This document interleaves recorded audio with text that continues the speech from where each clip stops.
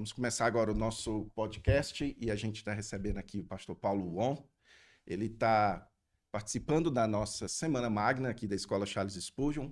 É um dos preletores. ah, já deu as suas duas primeiras palestras aqui sobre a teologia, o estudo da teologia, as intenções. E eu particularmente gostei muito, aprendi muita coisa e fui confrontado em outras coisas também. Então, eu queria te agradecer tanto pelas palestras como por aceitar estar aqui conosco. É um prazer para mim também lhe conhecer pessoalmente, só lhe conhecia pela internet. Uhum. E eu queria pedir para você me dizer, então, como é que está o seu dia, como é que está esses dias aqui em Curitiba, está gostando? Show. Querido, muito obrigado, em primeiro lugar, por essa oportunidade de conversar com você. Também essa oportunidade de poder falar com os alunos do Charles Spurgeon aqui nessa Semana Magna. Tem sido uma experiência muito legal. E é sempre legal vir a Curitiba, uma cidade que particularmente já estive várias vezes, gosto demais, principalmente do frio. Mas o frio tá abusando um pouquinho da nossa. Eu gosto do frio, mas às vezes nem tanto. Mas uma cidade muito legal, tenho muitos amigos queridos nessa cidade. E ter o contato presencial com essa escola, que eu já ouvi falar muito, já fui muito abençoado por muitas palestras de grandes homens de Deus que passaram por aqui, é sempre muito legal, né? E eu me sinto constrangido até de estar aqui por tanta gente boa que passou e espero não ter atrapalhado e ter deixado alguma contribuição na reflexão dos alunos aí e da igreja que também está nos recebendo nessa Semana Magna. Então, muito legal, muito obrigado e tamo junto. Nada, não atrapalhou nada, na verdade só ajudou. Ah, você disse ontem algo em uma das palestras que eu inclusive postei no meu Instagram, que, que eu fiquei então martelando para eu memorizar e guardar isso e Uhum, depois usar dando os créditos, né? uhum, Que a teologia é a inteligência investigando a fé e a verdade revelada. uhum. Então, eu achei isso bem interessante, por você colocar nessa definição a questão da inteligência, né? É a inteligência investigando a fé. Sim. Porque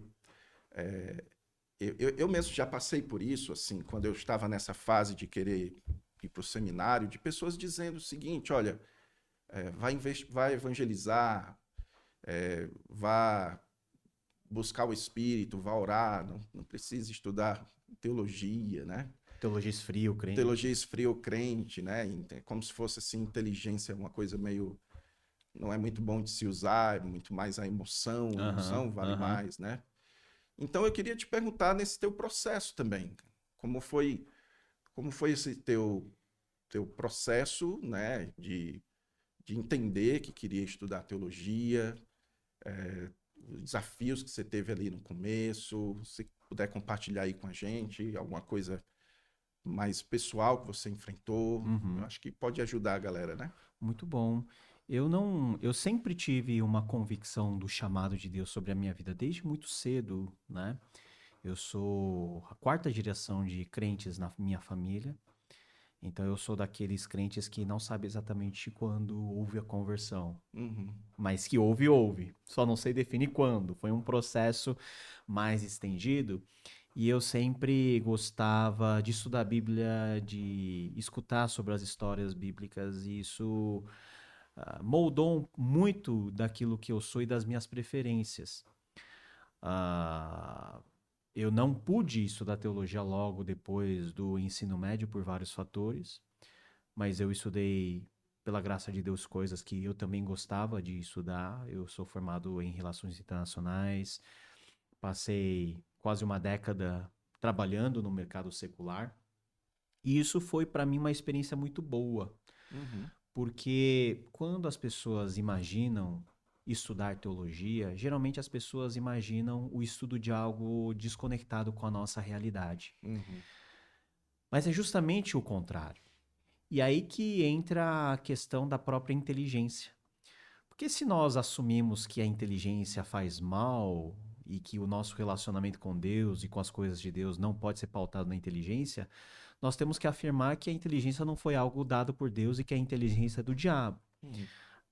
Pode ser que o diabo use de inteligência para nos incomodar, É. mas a inteligência foi algo que, dado por Deus, nos beneficia e nos faz viver da melhor maneira possível que nós podemos viver aqui. Lógico que a nossa inteligência tem as marcas da queda, do pecado, mas a teologia é justamente esse processo onde nós nos submetemos diante de Deus, a nossa inteligência é colocada diante do altar do Senhor para que essa inteligência possa ser restaurada, renovada, redimida. Até pegando emprestado o nome do livro do pastor Jonas Madureira, a nossa inteligência é humilhada, Uhum. não é anulada. Ela é humilhada no sentido de Deus nos mostrar propósito do porquê nós usamos a nossa cabeça e como nós devemos usar as nossas faculdades cognitivas, a nossa maneira de pensar para a glória dele.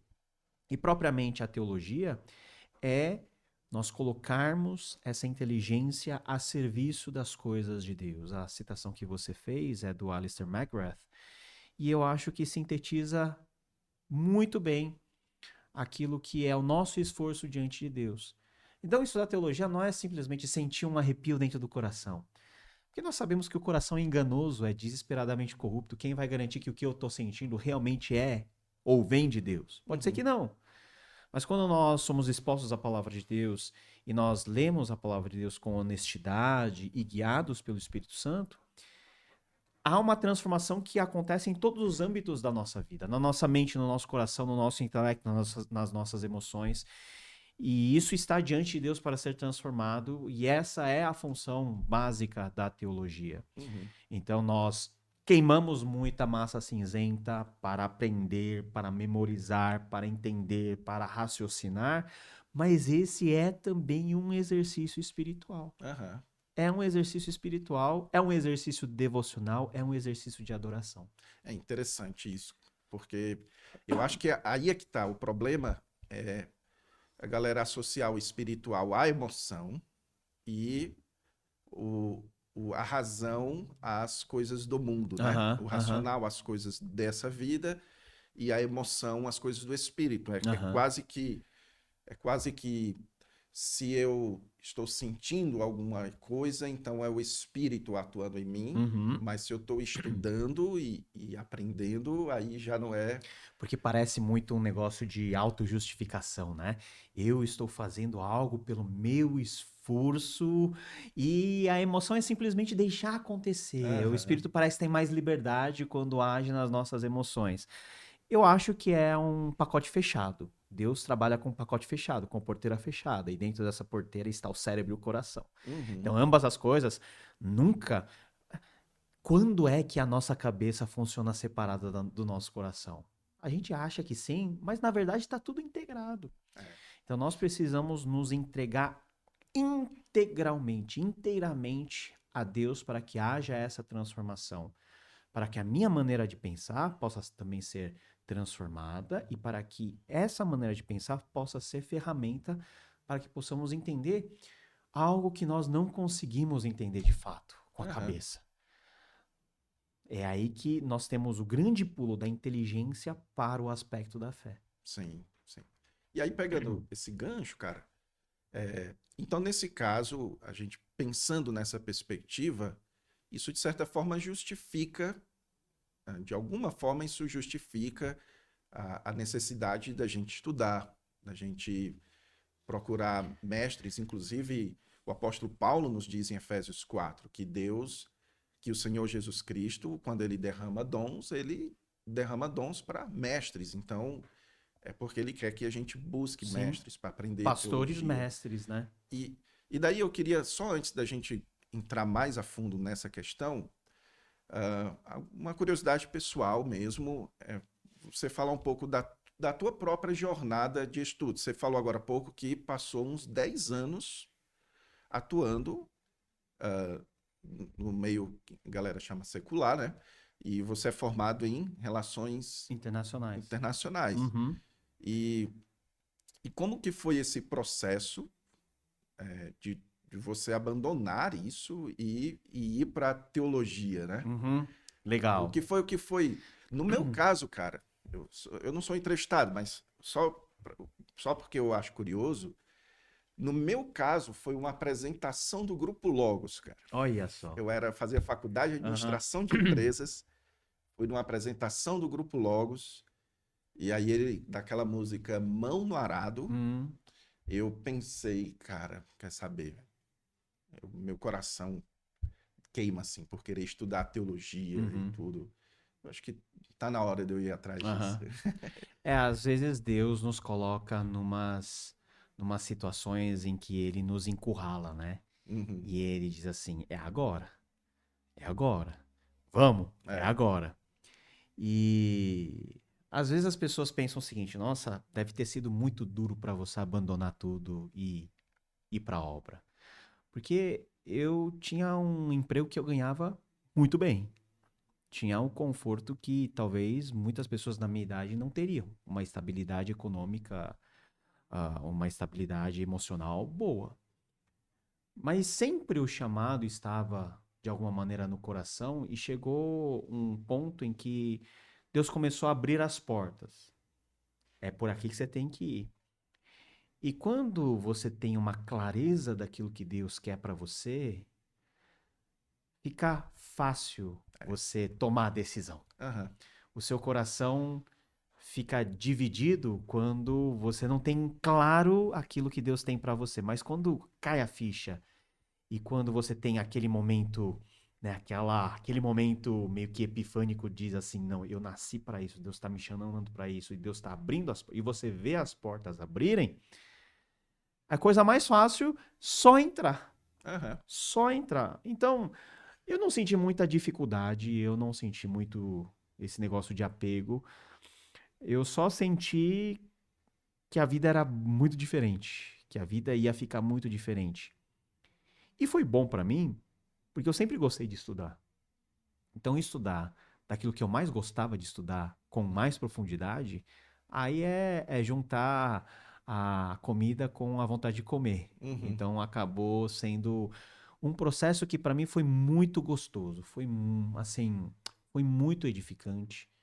Tivemos muitos desafios. Isso da teologia não é de graça. Uhum. Isso da teologia não é simples. Isso da teologia, ainda mais num contexto em que eu pude também me especializar lá fora, é uma dificuldade ainda maior, porque os brasileiros já entram já perdendo na competição Sim. por inúmeros fatores. Mas no cômputo geral, eu tenho a certeza que Deus esteve comigo nessa jornada. E quem sou eu para falar que, né, valeu a pena, assim como se eu estivesse fazendo uma avaliação da vida inteira, né? Aham. Eu ainda espero viver muitas décadas para lá, depois dos 90 anos, olhar para trás e falar assim, valeu a pena. Mas até aqui, onde eu estou, na metade da vida, Tem valido a pena. tem valido e valido muito a pena. Aham. E aí, no caso, onde foi que você foi estudar, no caso? O seu seminário, né? Estudou Eu onde? estudei no seminário Servo de Cristo, Certo. em Em São São Paulo. Paulo. Em São Paulo, fiz o mestrado em divindade lá. E depois, automaticamente, se abriram as portas para eu estudar fora, onde eu fiz o meu mestrado. Eu fiz o mestrado em Novo Testamento na Universidade de Edimburgo, na Uhum. Escócia. Retornei aqui Aí para o você Brasil foi em com a 16. família pra lá e Na tudo? época eu tinha só 2 filhos, eu tenho 3, eu tinha só 2. Eu fui com a minha esposa e foi aquele momento de dificuldade, né? Não é fácil você ir com a família. É, imagino. Então, até eu falo assim para os meus alunos: se você quer estudar fora, vai antes de casar. Uhum. O que você quiser fazer em termos de estudo, em termos de aprimoramento, se der para antecipar antes do casamento, faz. Porque depois que você casa, as suas prioridades mudam radicalmente. E se a sua família não assimila a missão que Deus deu para você como a missão da família, aí fica também muito mais difícil. Graças a Deus, a nossa família é muito generosa com isso, entendeu o chamado de Deus, passamos 2 anos maravilhosos na Escócia, passando muito aperto, né? Porque estudar fora é muito caro, Uhum. né? Mas deu tudo certo. A gente gastou até o último centavo daquilo que Deus nos permitiu ter. E voltamos em 16, e a partir de então, começando a servir especificamente de forma integral na obra do Senhor, ensinando, pastoreando. Aí, então, no caso, pelo que eu já te acompanho, né? Quando tu voltou da Escócia, tu foi ser pastor em Cuiabá, cara? Fui ser pastor por 2 anos numa igreja de imigração coreana em São Paulo, Ah, certo. Certo. na igreja presbiteriana Shinam. E depois eu passei 5 anos na igreja presbiteriana de Cuiabá, onde eu fui recebido, acolhido e fui cuidado para ser encaminhado ao pastorado. Então, todo o meu processo de ordenação aconteceu debaixo do cuidado da igreja presbiteriana de Cuiabá. Foram anos desafiadores, porque lá fora, em Cuiabá, longe de toda a minha rede de assistência de família, só a nossa família, nós passamos os anos de pandemia. Então Hum, foi um desafio muito grande, trabalhando mais do que em qualquer outro tempo da vida, mas também experimentando muito do cuidado de Deus, né? Fui ordenado e pude também servir como pastor auxiliar lá. E retornei a São Paulo, que é a minha cidade natal, agora no final de 2023, para também participar de um projeto muito singular na minha vida, que foi a plantação da nossa igreja, onde eu também pastoreio, que é a Igreja Presbiteriana Metropolitana na cidade de Campinas. uhum. Então, Deus me deu o grande privilégio de viver a realidade acadêmica, mas também viver a realidade prática, onde desemboca toda a academia. Sim. Por isso, a ênfase da minha perspectiva teológica, e quando eu falo de teologia, em qualquer lugar eu falo isso, a teologia não pode ser um exercício solitário em cima de uma torre de marfim. Sim. A teologia tem que desembocar para a glória de Deus e para o serviço de Deus no mundo. Seja fazendo missões, seja plantando igreja, mas algo de concreto tem que acontecer com aquilo que nós somos desafiados por meio da teologia. É.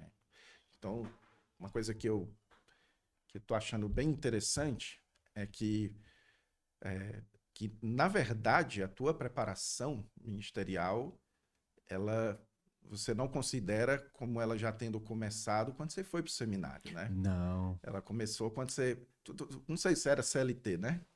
Quando você era. Sim, era a Então, CLT. que eu tenho um ditado que eu carrego comigo. O nome do seminário que eu estudei é Seminário Batista do Cariri, Aham, SBC, né? aham. E eu digo que os meus 2 anos de CLT foram tão importantes quanto os meus 4 anos de Sim, SBC. sim, sim. E, e aí, depois do seu tempo na academia, Deus tem te dado também um caminho no chão da igreja na prática, Na prática. né? Então, assim, o que é que você diria, cara, para a galera que está querendo também trilhar esse caminho da teologia, né? No caso, mais especificamente, pensando no sustento, cara. Porque, Uhum, mais especificamente pensando nisso, assim, do largar uhum, tudo e ir viver de teologia. aham. Na sua perspectiva, tanto bíblica quanto na sua experiência, quanto naquilo que você vê do Brasil hoje, Sim, a sim, situação do sim, nosso país, sim. tanto das igrejas, da situação econômica e tudo. Uhum, O que é que você diria, assim, cara, para uma. Não necessariamente uma fórmula, porque não existe uma fórmula, uhum, né? Mas para a galera que está pensando assim, rapaz, eu quero estudar teologia, eu uhum, quero viver de teologia, uhum, ou ser pastor, uhum, ou ser um teólogo e aham. tal, quais seriam algumas etapas assim que você julga crucial? Eu acho essa pergunta uma pergunta muito importante que traz uma responsabilidade muito grande, porque não existe resposta certa no sentido de só existir uma possibilidade de nós respondermos a essa pergunta. efetivamente, a gente tem que definir o que que é viver de teologia, o que que a pessoa espera Uhum. ao falar que vive de teologia. Da aula, por exemplo. Você sabe que no Brasil o professor é uma das classes menos valorizadas. Uhum. Imagine um professor de teologia. Não tem nenhum prestígio e financeiramente é um tiro no pé. É só, Lidar com só te teologia. interrompendo, cara, queria falar Ah, uma coisa, eu me lembrei que teve uma trend ah, algum tempo atrás no Facebook, na aham, verdade, que era assim: ah, qual é a tua profissão? Aí o cara respondia, engenheiro. Aí, ô, cara, então me diz como eu posso colocar esse tijolo aqui. Aí, e tu, cara, qual é a tua profissão? Aí, eu sou médico. Ô, cara, é, tô sentindo uma dor aqui, sabe? uhum, Aí, e tu, qual é a tua profissão? Aí eu sou, sei lá, engenheiro elétrico. Ô, cara, pode trocar essa lâmpada? Aí o cara do TI, tu pode formatar meu computador, né? Aí eu entrei nessa trend, dizendo, quando as pessoas chegavam para mim e perguntavam, o que é que você faz? Aí quando eu dizia, eu sou professor de teologia, uhum.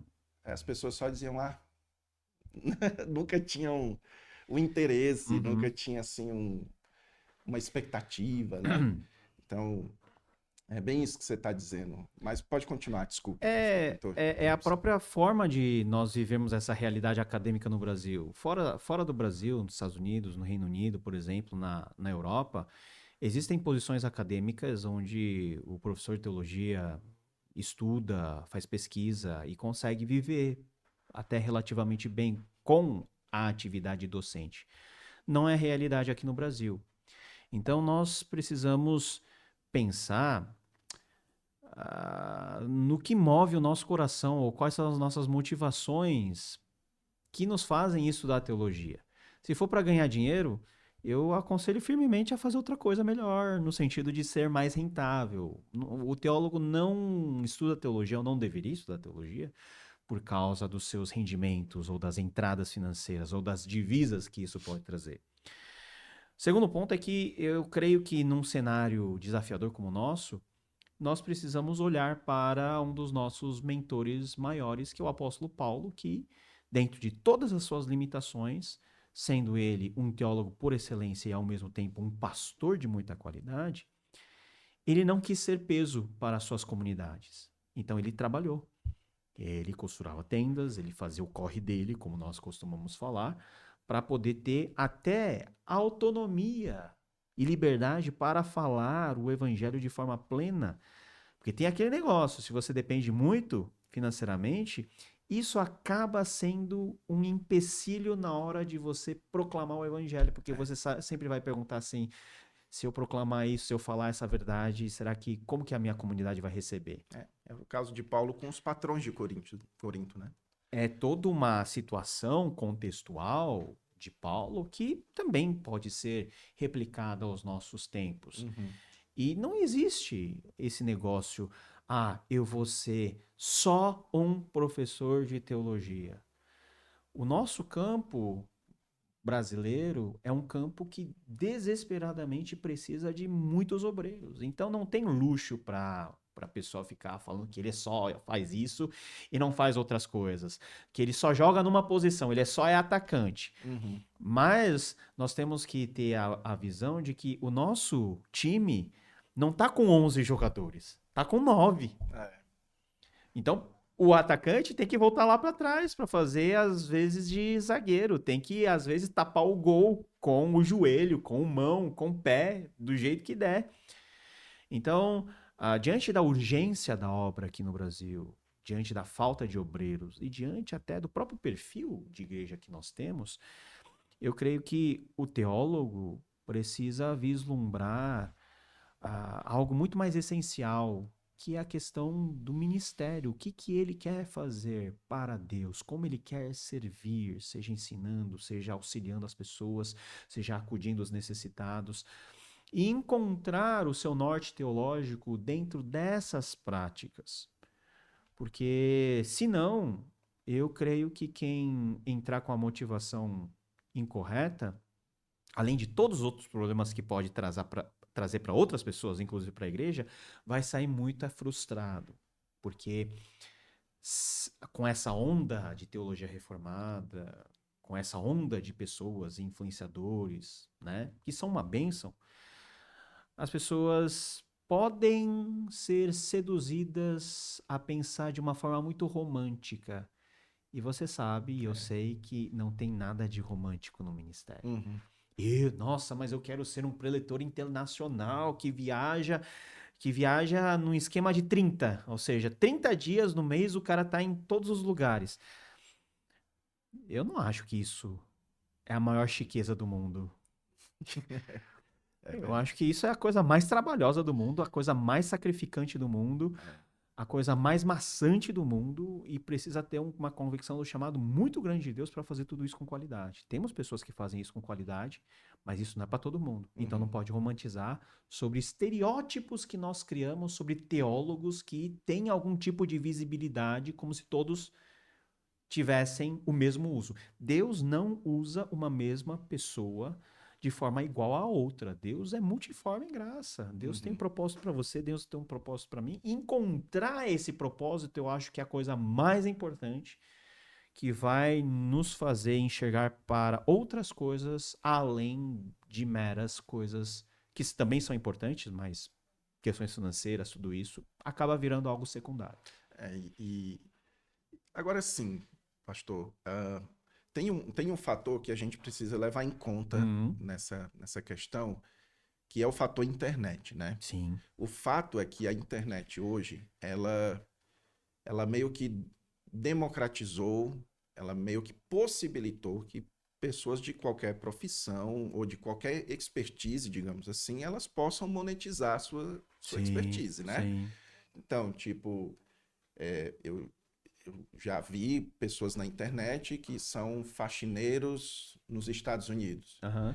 Então, a pessoa começa a filmar a sua rotina como faxineiro e tudo, e aí começa a ganhar muitos seguidores, muita visibilidade, e nesse processo faz parcerias e chega um certo ponto que a pessoa está ganhando mais dinheiro com esses trabalhos na internet do que com a própria faxina.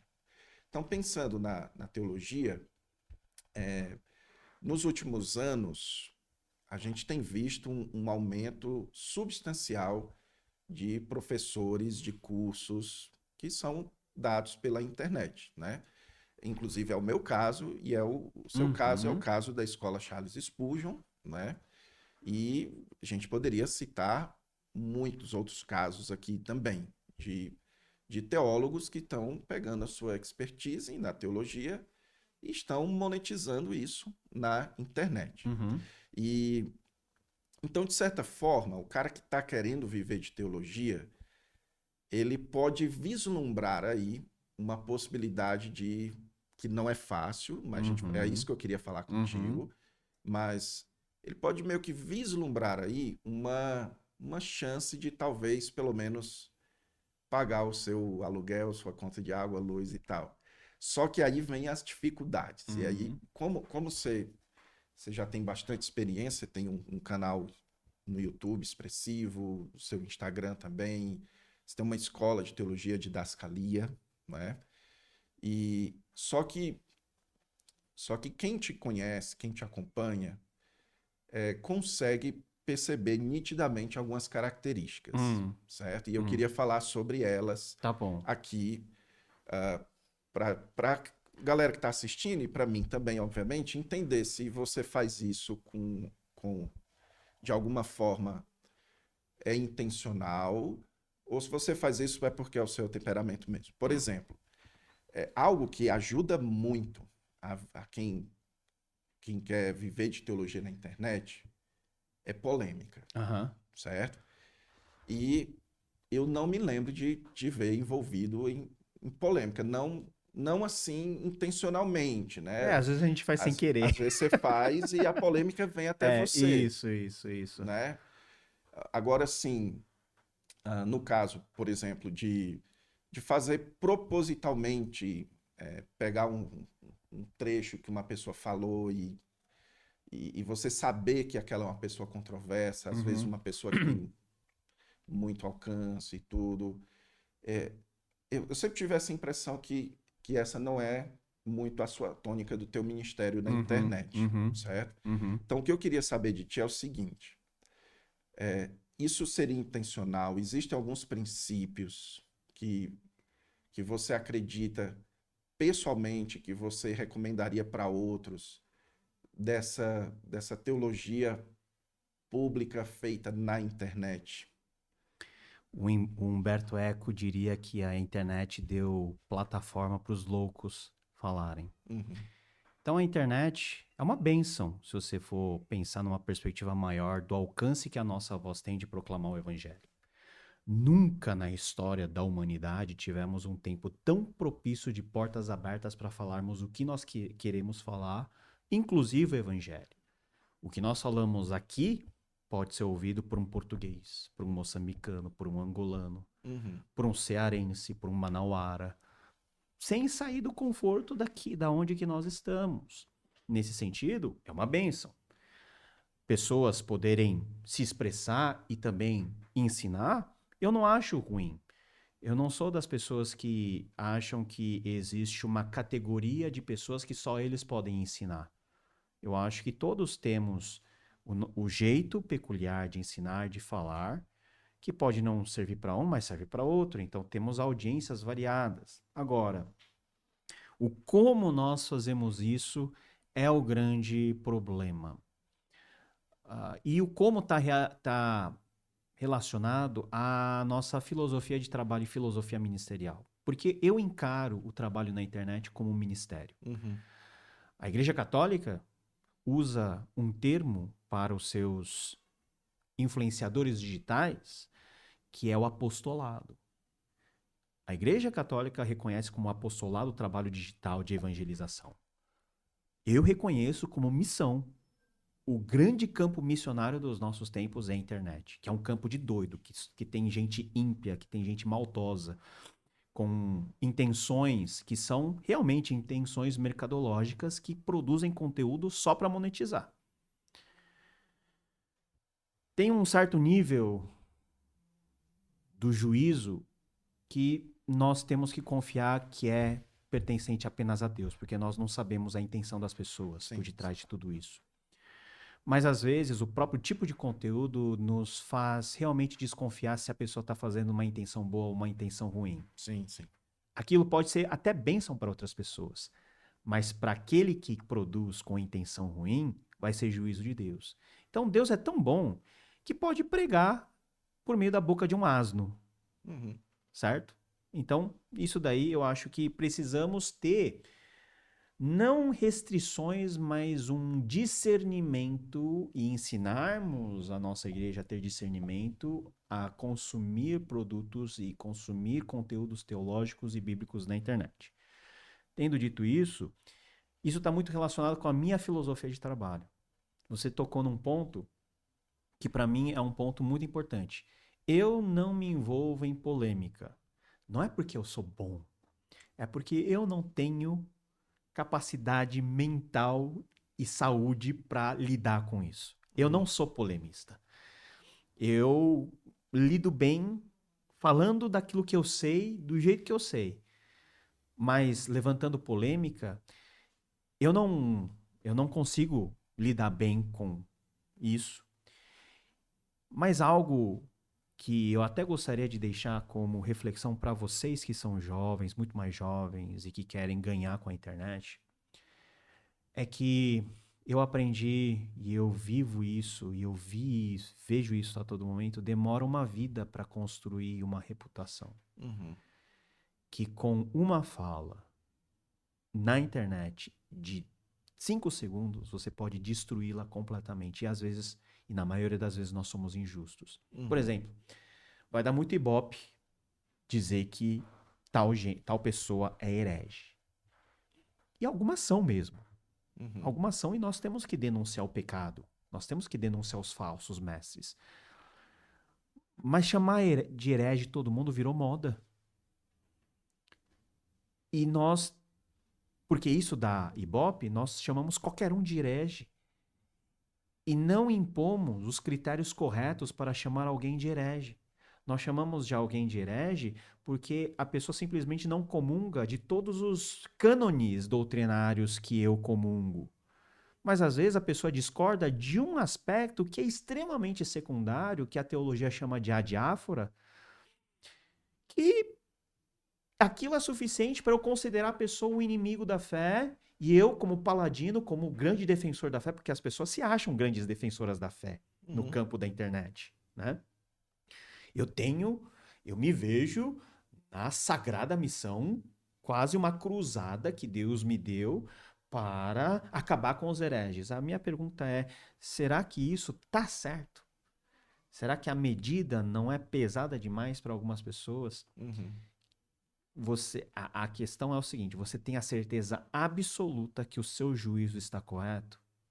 E se não estiver, você tem a humildade suficiente de se retratar? Muitas pessoas só jogam, mas quando confrontadas do seu erro, não se retratam.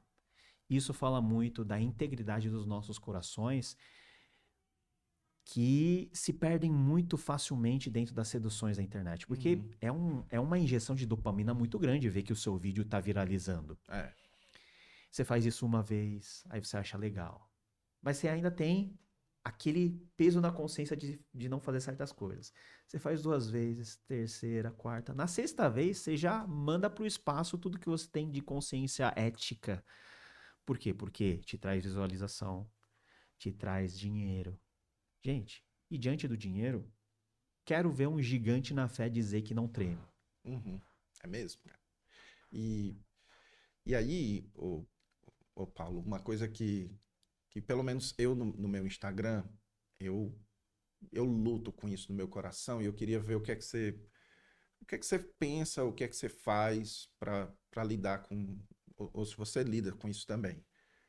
Que é a seguinte, cara, queira ou não queira, você precisa de views, Uhum, certo? A gente precisa de visualização.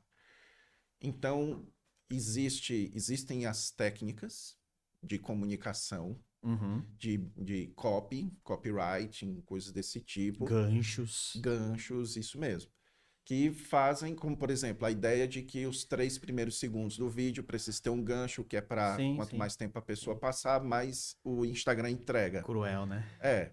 Então, quando você vai pensar em publicar um conteúdo, você pensa nessas técnicas porque você quer views, você quer. Só que o que eu particularmente penso é o seguinte: é que a única coisa que poderia justificar o meu desejo por views é se eu entregar algo que seja realmente útil para as pessoas, Ok. certo? Uhum. Então, se eu entregar algo que vai me trazer views, vai me trazer benefícios financeiros, portanto, mas, mas que não for realmente útil, for uma polêmica, for algo que vai gerar, enfim. Então, o que é que você pensa assim, cara? Como que você lida com essa necessidade de views, né? Ótima pergunta. E sendo bem sincero, eu acho muito legítimo as pessoas quererem ter views, porque senão não estariam nas mídias sociais. Uhum, É a mesma coisa de nós queremos ter uma grande audiência para escutar a nossa pregação. Qual é o pregador que não quer uhum, pregar para 5.000 pessoas? Pregar para uma audiência enorme? Todo mundo quer. Eu acho que o querer não está errado. Mais uma vez, eu acho que é a questão da motivação. Nós usarmos as técnicas que de alguma maneira tornam o nosso vídeo mais visível às pessoas, não está de todo errado, porque o ser humano sempre fez isso na arte da comunicação. uhum, Veja, o apóstolo Paulo, como que ele se comunicava? Ele se comunicava de acordo com as regras de retórica do seu tempo. uhum. Veja só a carta de Filemão. É um grande exercício retórico de convencimento que Paulo faz. As Sim. cartas é um instrumento da época que os apóstolos usaram para a finalidade de pastorear. Carta é aquilo que é técnico, é como se fosse o nosso Reels hoje. Se o Paulo tivesse vivo hoje, ele faria um baita Reels. Mas só que qual que é o problema? O problema não são as técnicas, os ganchos, os catching phrases, não são essas coisas. O problema é de nós corrompermos a nossa mensagem e de adequarmos a nossa mensagem para que ela seja palatável ou que ela seja demasiadamente, vamos dizer assim, amigável aos algoritmos. Certo. Nós podemos manter a essência da mensagem fazendo um gancho legal. Às vezes até um pouquinho polêmico que prende a atenção. Como nós fazemos isso durante a pregação. Uhum. Aqui a pregação nós temos um tempo maior. Mas as nossas mídias sociais, gente, é um negócio, se você parar para pensar, é um exercício muito injusto e muito inglório, porque você tem 90 segundos para vender uma ideia, Verdade. uma ideia, para cativar a atenção de uma pessoa que tem 1 milhão de outros views que vai assistir em sequência. Uhum. E a grande pergunta é, a mensagem do evangelho vai ficar na cabeça da pessoa quando o outro Reels que vem na sequência for uma de piada? For uma de conteúdo sensual? Uhum. Cara. Aí a gente tem que confiar muito no Espírito Santo, que é ele que convence do pecado, da justiça e do juízo. É verdade. Mas eu acho que nós podemos usar ao nosso favor, sem vender a nossa alma, sem vender os nossos princípios. Uhum. Fazer um carrossel lindo, de qualidade, colocar as frases corretas. Não tem nenhum problema com isso. Cara, se tu vender um curso de como fazer carrossel do jeito que tu faz, eu compro esse curso, cara. Tem muitos segredos escondidos Os teus nesses carrosséis carrosséis. são não apenas o conteúdo, esteticamente são lindos, cara. Mas uma grande coisa que o trabalho da internet me ensinou é não trabalhe sozinho. Uhum. Eu tenho um grande amigo, Gabriel, que trabalha junto comigo e todos os carrosséis nascem num tipo de interação que nós fazemos, né? E aí, gente, a gente tem que usar tudo que estiver ao nosso dispor. Tem que usar inteligência artificial? Vamos usar inteligência artificial para melhorar o texto e para deixar o texto mais resumido, mais conciso, mas que não perca a essência. Vamos usar uma estética legal? Vamos usar, gente. Por que crente faz tudo feio? Uhum. Né? Por que crente tem que fazer uma arte que é feia, que ninguém vê? Depois reclama que não tem visualização. Lógico, tá feio. Uhum. Não desperta curiosidade nem do filho, nem da mulher, nem a mulher dele quer ver o que ele produz na internet. Nós precisamos ter criatividade, ter esse cuidado, que não é vender a alma para o sistema, Sim. é usar os mecanismos da tecnologia ao nosso favor e em benefício de algo muito maior. Visualização, receita, tudo isso é justo? É justo porque isso faz parte do nosso trabalho. Faz parte do nosso trabalho. O pastor não ganha a sua côngrua para pregar o evangelho? E se nós formos pregar o evangelho, vender um curso que seja realmente uma bênção, que não seja enganação nem charlatanismo, tudo isso faz parte da justa... É justo a pessoa ser remunerada pelo trabalho feito com honestidade e com um coração na obra. Então nós, muitas vezes, demonizamos o que não deveríamos e santificamos o que é inadequado. Cara, e uma das coisas que o pessoal demoniza é justamente o vender curso, né? Eu já ouvi muito isso, de que vender curso é como se eu estivesse mercadejando a fé. E eu fico imaginando como que foi na época que as pessoas começaram a vender livros. Pois é. Né? Eu já fui criticado porque eu tô vendendo os meus livros. Assim, por que você vende seus livros? De graça receber e de graça dai. A pessoa fala o seguinte, fala isso, né? Aí eu respondo para a pessoa, pois é, mas para eu ter que escrever esse livro, eu paguei e muito caro para ter esse conhecimento. É verdade. E a minha parte? Ninguém vai pensar. Só quer pensar a parte do produto pronto e isso eu tenho que dar de graça. E às vezes a gente dá muito de graça. As pessoas não sabem dos bastidores. A gente não vende apenas para pessoas que realmente têm necessidade para obra missionária. A gente dá ao monte.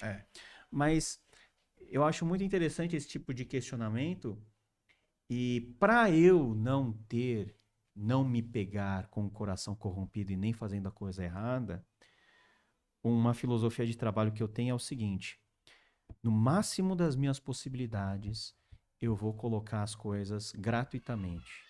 E naquilo que realmente for um negócio mais técnico, um negócio que tenha um propósito mais específico, isso eu coloco para vender. A pessoa reclamou dos meus cursos, eu simplesmente falo o seguinte: então você não precisa comprar. Vai no meu canal do YouTube e tem milhares de vídeos. Você pode passar um ano inteiro maratonando os vídeos lá que você vai ser muito abençoado. É, Agora, esse conteúdo é um conteúdo muito específico que custou para produzir, porque as pessoas imaginam que manter câmera, manter microfone, isso daqui caiu do céu, né? Isso daqui caiu por obra do Espírito Santo, se materializou. E quem que vai pagar isso daqui, né? é. Quem que vai pagar a energia? Quem que vai pagar o prato de comida das crianças do produtor? Aham, Então, não tem cabimento. E a Bíblia não condena isso. Condena você ser mercenário, aham, você tirar a vantagem injusta, né, e ímpia com o evangelho. Isso sim, isso deve ser condenado. sim. Mas não tem problema nenhum. Não tem problema nenhum. Se tivesse problema, eu estaria com um grande problema nas mãos. Aham. Inclusive, cara, eu me lembro quando eu comecei a produzir cursos e que eu entrava no teu canal para ver qual era o microfone que tu usava. Ah, E aí atrás. Só que tu muda muito de microfone, cara. Às vezes é um Rode, às vezes é um outro. E aí eu entrava no teu Instagram e ficava vendo se tu tirava alguma foto que pegasse qual era a câmera que tu usa. Tá entendendo? eu fazia isso muito, eu fazia Aham. isso muito. Assim, eu sempre fui muito chato com essas coisas. Então, desde o começo, eu sempre quis ter uma estética boa nos vídeos, né? Porque eu comecei relativamente tarde. Então, muitas pessoas chegaram muito antes no YouTube e constituíram um arsenal para a gente poder fazer o benchmarking, para nós podermos fazer como que é?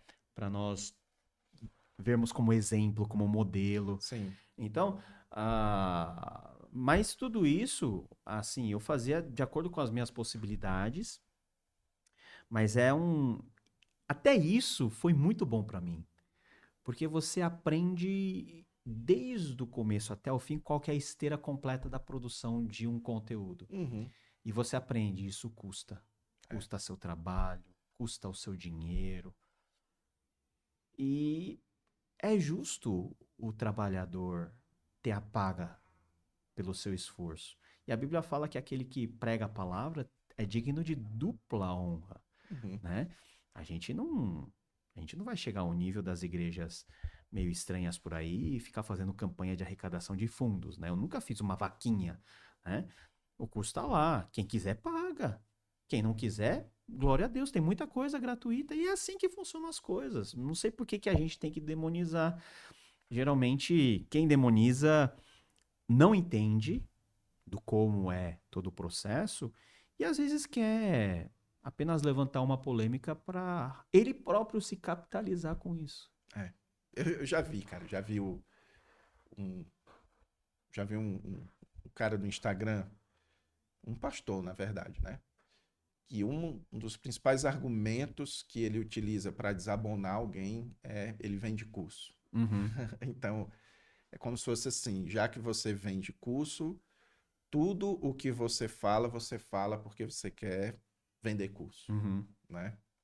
E, e isso, obviamente que deve ter muita gente que faz isso, Tem. tem muita gente que faz isso, mas isso despreza essa compreensão de que fazer curso não é fácil, não é,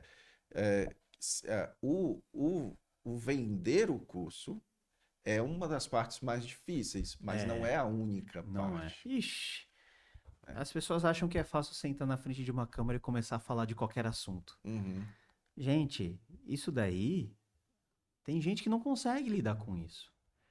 Tem gente que tem que ter ajuda mesmo de outras pessoas para conseguirem fazer isso. Então, é um trabalho como qualquer outro. É um trabalho como qualquer outro. É um trabalho digno. É um trabalho que honra o nome do Senhor. Então, eu creio que nós precisamos ter muito mais pessoas. Agora, voltando para o nosso aspecto inicial, o meu grande medo é que qualquer um faça qualquer coisa. Certo. E que qualquer um se ache no direito que, porque leu 2 páginas de uma boa teologia sistemática, se acha o valentão da fé que vai, com o seu canalzinho no YouTube, eh, resolver todos os problemas que estão na cristandade há 2000 anos. Uhum. Né? Eu fico muito impressionado com algumas pessoas assim, citando exemplos, né, mas que a gente vê muito acontecer. O cara mal saiu de uma educação formal na igreja, mal frequenta uma escola bíblica e quer debater com um católico, com um padre católico. Uhum. Assim, qual é a motivação? Não, porque eu vou desmascarar as heresias do catolicismo. Você vai fazer isso? Você não conhece nem a doutrina da sua própria igreja. Você não sabe nem argumentar, você não conhece a doutrina do outro. Então, a internet é palco para um bater no espantalho do outro. Uhum. Então, é uma briga de espantalhos. Não se chega na discussão que é o centro de todas as coisas. Sim. Fica só na questão da aparência, na pirotecnia.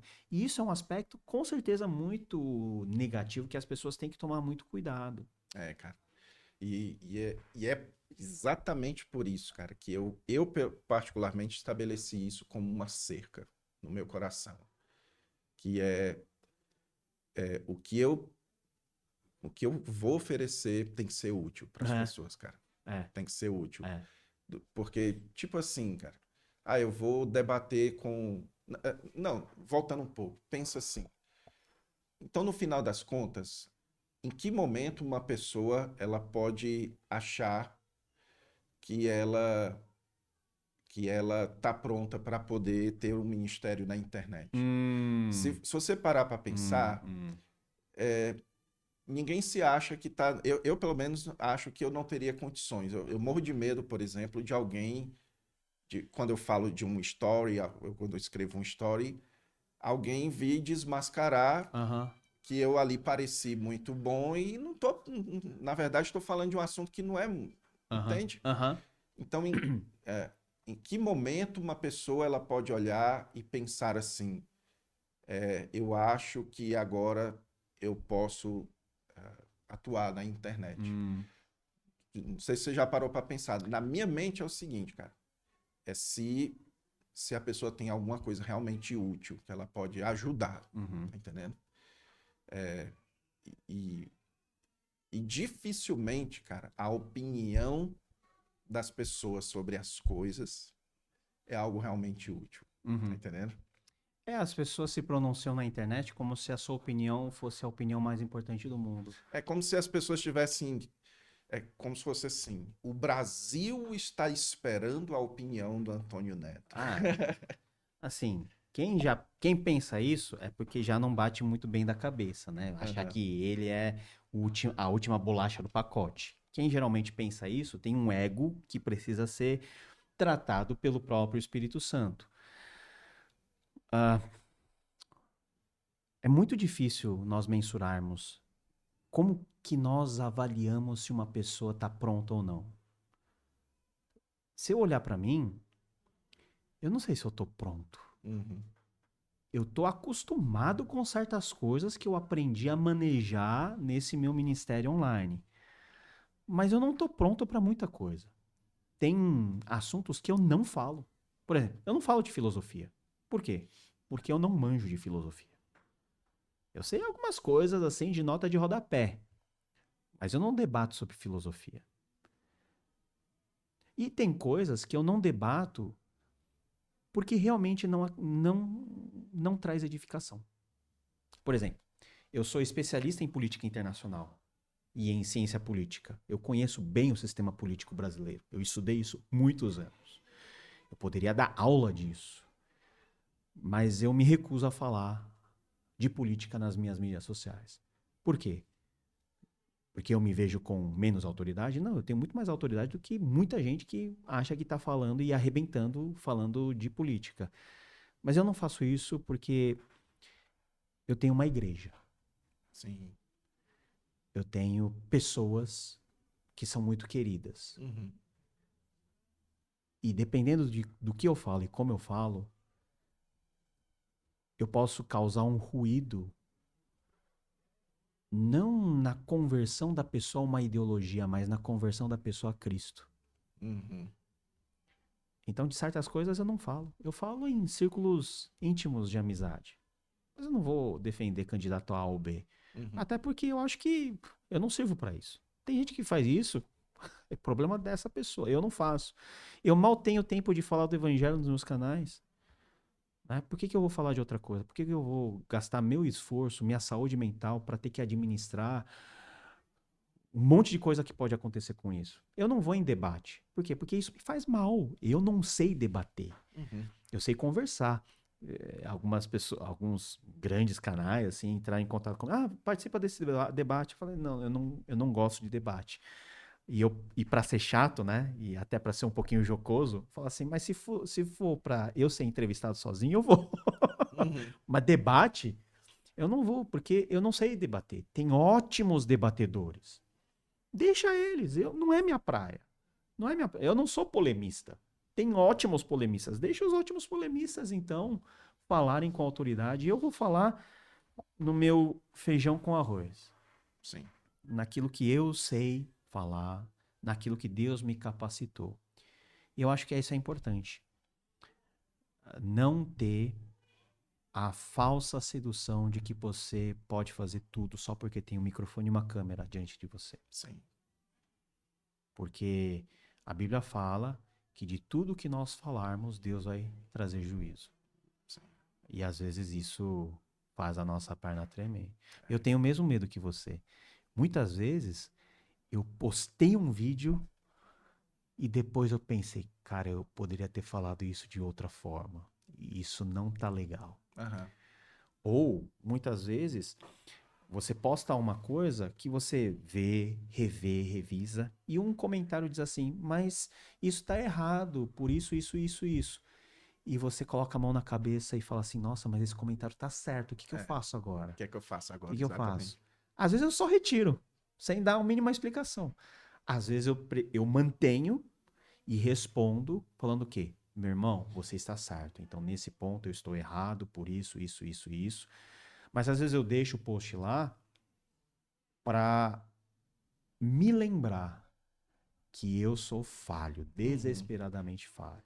Aquilo que eu acho ser a melhor forma de comunicar pode não estar sendo para a pessoa que está lendo do outro lado. Sim, sim.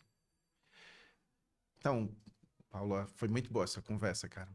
Assim, não só para mim, eu acho que para muita gente que vai assistir, não apenas para quem quer atuar na internet ou na teologia, mas também para quem consome esse tipo de Uhum. conteúdo, para ter mais a saber, assim, ter um pouco mais de critério, né? Mas para a gente terminar mesmo, pensando agora, então, assim, na tua experiência, voltando para a questão de quem quer estudar teologia, né? Uhum. Pensando na tua experiência e nas pessoas que hoje querem estudar teologia, especialmente os que desejam estudar na escola Charles Spurgeon. Então, qual que seria, na sua mente, qual que seria, assim, o conselho, o tier 1 de conselho para o estudante de teologia, na tua perspectiva? Que pergunta difícil. Talvez se eu tivesse uma resposta pronta, né, seria uma resposta de milhões. Eu acho que, principalmente quando nós estamos lidando com o ensino teológico online, a principal preocupação, a principal coisa que o estudante de teologia deve pensar é que a teologia é algo físico, encarnado. Mesmo que a nossa experiência do aprendizado seja digital e online, não pode permanecer como tal. Tem que ser encarnada na nossa vida, na nossa forma de pensar, na nossa forma de servir ao Senhor. Então, o que eu falo para os nossos estudantes de teologia é o seguinte: se você não estiver disposto a servir com as suas mãos e com os seus pés a causa de Cristo, não vai estudar teologia imaginando que o seu ministério será ficar sentado em um escritório e ficar lendo o livro o dia inteiro e achar que você está edificando a igreja. Uhum. Nós não precisamos de intelectuais soberbos. Nós precisamos de teólogos piedosos. Que vai muito de encontro com o tema da Semana Magna, que nós estamos falando aqui. Teologia e piedade. Teologia e piedade, uma teologia que glorifica a Deus, serve a igreja e também serve a criação. Porque nós não podemos imaginar que a igreja, que a teologia é apenas um exercício para falar para membros da igreja. Não, a teologia é uma proclamação também ao mundo que precisa ouvir a voz de Cristo. Essa é uma missão muito grande. Uhum. E a minha expectativa é que os estudantes de teologia não miniaturizem essa visão capitalizando apenas para os seus interesses pessoais e interesses próximos. Que pensemos na glória de Deus, Uhum. dentro da qual aquilo que eu faço faz sentido.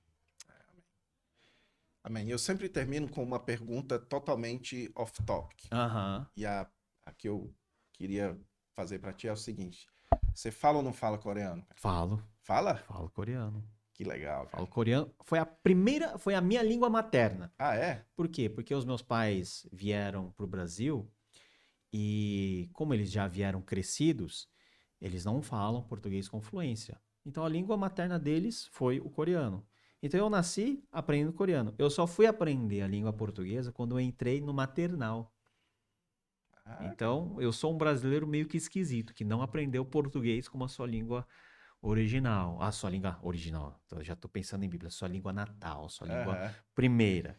Falo, não falo com tanta fluência como um Mas nativo, tu mas assiste dorama legenda ou sem legenda? sem legenda, Que sem legenda, maravilha. sem legenda. Como um crente adequado, sem legenda. Sem Com, legenda. com o dom da interpretação das línguas. É, cara. Eu tinha um dorama de uma menina autista, como é o nome do dorama, cara? Uma advogada Isso, uma extraordinária. extraordinária. Excelente, É bom excelente. é bom essa série, cara. E daí eu fui assistir comecei em coreano. Cara, você conseguiu entender? Não, com legenda. Mas mesmo com legenda, ela fala muito rápido. Isso, aí eu percebi. Não, E cara, ela muito cita rápido. lei em coreano. Aí eu não consegui acompanhar e aí coloquei dublado. Aí Aham. dublado eu já perdeu a graça. Já perdeu a graça, Então né? você é beneficiado de Mas poder... tem que fazer que nem crente, tem que apenas crer, irmão. né? Crer. O que tá falado, tá falado. Aham. Pois, Pastor Paulo, brigadão, cara. Eu que Obrigado por agradeço. esse papo. Então, pessoal que quiser lhe acompanhar no Instagram, se quiser deixar aí o seu... No meu caso é muito fácil. É só entrar no Google e digitar Paulo Won. Só tem eu. Então, eu lhe acompanho, eu sei que você sempre produz conteúdos úteis, conteúdos realmente edificantes, certo? Então, que Deus continue abençoando o seu Amém. ministério. A todos continue... nós, a todos nós. Nós Amém. dois somos produtores de conteúdo. Precisamos da graça de Deus para nos sustentar É verdade. nessa loucura. Verdade. Às vezes dá uma... Inclusive, tava no meu roteiro, eu acabei não falando sobre isso, mas às vezes dá aquela vontadezinha assim de desistir, porque presença digital não é algo tão satisfatório como as pessoas acham Às que vezes é inglório, né? Então, mas também, falando agora também para o pessoal que está nos assistindo aqui, entre no nosso site, no site da Escola Teológica Charles Spurgeon, conheça os nossos cursos, a gente tem o nosso curso de teologia, tem também o nosso curso de aconselhamento, de teologia sistemática. Nós também, você pode procurar um polo perto aí da sua região e se quiser uma preparação teológica a nível de seminário, considere estudar conosco, tá? Na Escola Teológica Charles Spurgeon. Entre em contato para mais, se você quiser mais informações. E também o pastor Paulo também tem vários treinamentos. A escola de didascalia, Isso, certo? escola de didascalia. Que é uma escola para liderança, é isso? É uma escola para o crente, Certo. né? Não é uma formação completa em teologia. Nós temos vários cursos que auxiliam o crente normal, né, na compreensão melhor da Bíblia e da teologia. Temos muito conteúdo também na área de igreja, de ministério, de teologia missional. Então convido você também a conhecer a nossa plataforma. Beleza. O que eu sei é quando você liberou lá um teste gratuito lá, eu fiz. E o que eu posso dizer para o pessoal é que qualidade técnica e de conteúdo eles vão encontrar, né? Então, o pastor Paulo sempre foi assim, vou lá no canal dele, vou lá no canal dele para ver o que é que ele está usando, para ver se eu uso também. Beleza, meu querido? Muito obrigado mais uma vez, tá? Eu vou pedir a gentileza de você orar para a gente terminar nosso tempo. Vamos orar. Nosso Deus, muito obrigado. O Senhor é o Senhor sobre todas as coisas, sobre os domínios físicos e também sobre o domínio digital, do qual tanto nós falamos aqui. E nós queremos que o Senhor realmente seja o Senhor que nos guie a vivermos a realidade concreta do Teu Evangelho e a proclamarmos com ousadia, com fidelidade, mas também com criatividade e inteligência a Tua palavra eterna.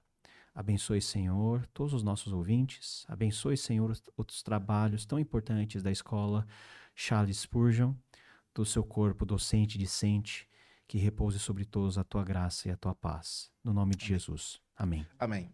Valeu, pessoal. Até a próxima. Tchau.